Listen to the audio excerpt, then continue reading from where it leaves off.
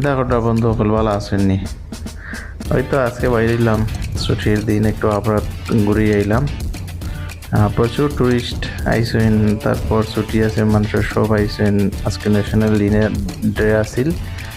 Day আসিল, তো সব ঘুরেইরা দিনটাও সুন্দর, ভালো লাগছে।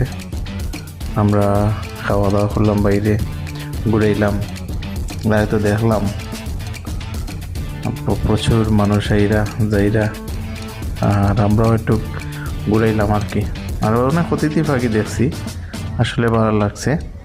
আমরা দেশে অতিথি পাখি আইলে অনেকে ধরার চেষ্টা করে, মারিয়ে খায়, কিন্তু এদেশও ইতা নাই।